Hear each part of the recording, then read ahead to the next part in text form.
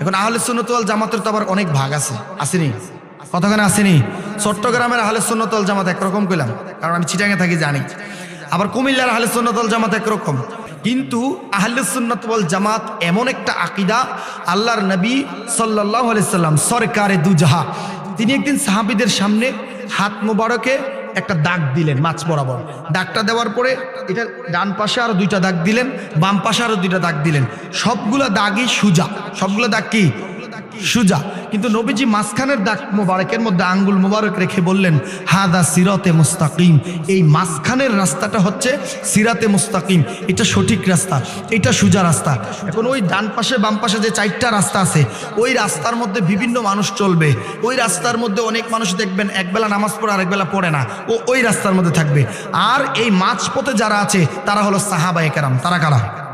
জোরে বলেন কারা? কারণ নবীজিকে দেখে দেখে এ টু জেড, সকাল সন্ধ্যা রাত দিন সব কিছু, তাদের কথা বলা, তাদের চাল চলন, তাদের সব কিছু, তাদের ব্যক্তি জীবন, পরিবার জীবন, সমাজ জীবন, রাষ্ট্রীয় জীবন, সব কিছু ছিল রাসূল যেমনে তারাও চালাইছে এমনে। রাসূল বলছেন, আমার মতে যার মত সেই হলো উম্মত, আর ওই উম্মতরা হইলো মাঝপথে যারা চলবে তারাই হলো আমার সেই উম্মত। বলেন সুবহানাল্লাহ। আর আমরা যারা ডাইনে বামে চলি, আমরা আছি দুই সাইডের দুইটা লাইনে।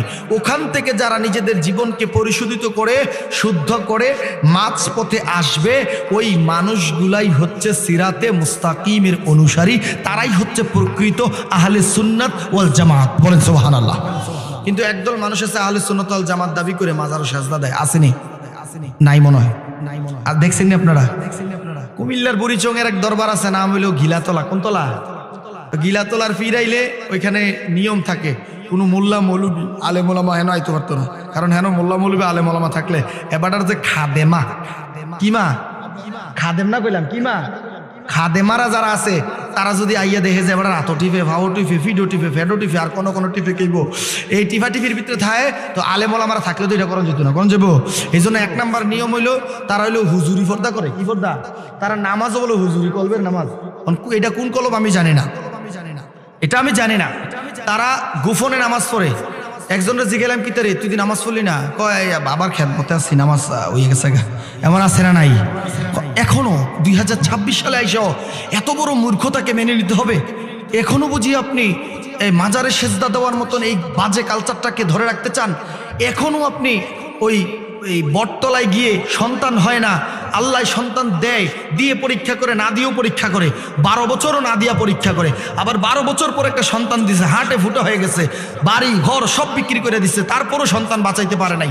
এমন হয় না? এই পরীক্ষা কে করে? জোরে বলেন কে করে?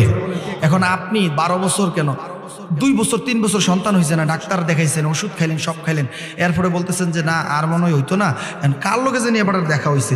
দেখা হওয়ার পরে বলতেছে যে ভাই তুমি অমুক জায়গায় যাও, বাইজিদ বুস্তামির মাজারও যাইবা, গিয়ে সেরা ওই কচ্ছপের একটা বন কিনা 10 টাকা দেখা হইবা। আরে 10 টাকা দিয়া কচ্ছপরে খাওয়াইলে যদি সন্তান পাওয়া যেত, এই দুনিয়ার মধ্যে কেউ সন্তান ছাড়া থাকলো না হইলে। ঠিক কিনা বলেন? জোরে বলেন ঠিক কিনা? এগুলো ভণ্ডামি। এগুলো কি? প্রকৃত আহলে সুন্নাত ওয়াল জামাত তারা যেমন সুন্নাতের অনুসারী, আবার তারা বিদআত, শিরক, কুফরের বিরোধী। ঠিক কিনা বলেন? জোরে বলেন ঠিক কিনা? আমাদের সোনাকান্দা দরবারে কোন আছে ইতান কত কচ্ছপ আছে, খালি ফুরেলিস মাঝখানে ফুরেলিস না। কারণ বাংলাদেশের মানুষ কুম্বালা কোনটারে কি তা মনে করে কি খাওয়াই, তো বলা যায় না। তো ওই আমি তো সিলেটে রেগুলার প্রোগ্রাম করি, তো সিলেটে গেলে শাহজালাল রহমতুল্লাহ আলাইহির মাজার জিয়ারত করি।